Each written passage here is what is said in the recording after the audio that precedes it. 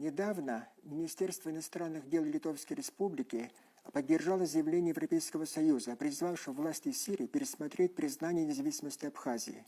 И тем самым Запад пытается влиять на решения суверенных стран, и в центре внимания сегодня оказалась Сирия. Почему до сих пор коллективный Запад болезненно воспринимает независимость Абхазии? И какие шаги предпринимает, чтобы другие страны, которые признали Абхазию, пересмотрели свое решение? Это программа «По сути», где говорим о важных событиях в стране и мире.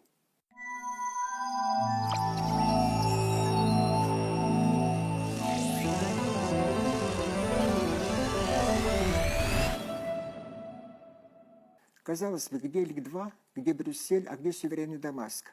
Но в западных коридорах власти, похоже, забыли о базовых правилах дипломатии и пытаются навязать другим свои правила игры.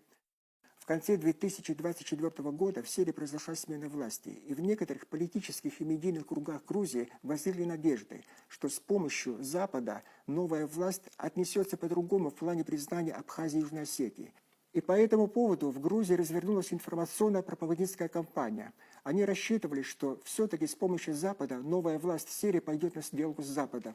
Мы и ранее, как я уже сказал, встречались с подобными попытками. Не секрет, что руководство Грузии после той общественно-политической трансформации, которую пережила Сирийская Арабская Республика в конце 2024 года, уже предпринимали настойчивые попытки повлиять на позицию сирийской стороны. Действовали и через европейские структуры, а также были попытки через руководство Турции добиться желаемого результата. Как мы знаем, ничто из перечисленного не увенчалось успехом. Более того, события начали разворачиваться по-другому. В прошлом году сирийская власть приняла официальную делегацию из Абхазии, где было подчеркнуто, что внешнеполитический курс по отношению к Абхазии не изменится. Признание государственной независимости остается. Это говорит о том, что Дамаск проводит действительно подлинную политику, которую не приемлет коллективный Запад. По сути, Запад усиливает дипломатическое давление с целью загнать Абхазию в новую международную изоляцию. При этом логика их действий предельно ясна. Брюссель и его партнеры жестко ставят перед сирийскими властями ультиматум. Если они хотят строить нормальные отношения с Западом, с Европой, они должны пересмотреть признание независимости Абхазии. Под лозунгом отмены наследия режима Асада скрывается банальный шантаж. Западные страны предпринимают попытки к тому, чтобы обменять экономическую выгоду на геополитическую лояльность. При этом Запад обнажил свою новую проблему – неспособность вести диалог на равных. Нынешним лидерам Запада не нужны партнеры, им нужны исполнители. Я вообще хочу напомнить европейским чиновникам о том, что в международном праве существует такое понятие, как непрерывность государства.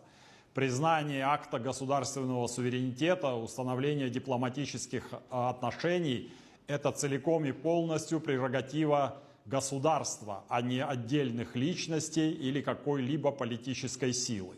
И этот принцип в полной мере на сегодняшний день, подчеркиваю, выдерживает сегодняшнее современное руководство Сирийской Арабской Республики. Мы приветствуем такие подходы, как я уже сказал. Наше сотрудничество нацелено только на созидание, на развитие взаимных отношений, на расширение гуманитарных, культурных и экономических контактов, то, что служит процветанию, развитию, устойчивым связям между народами двух стран и между нашими государствами.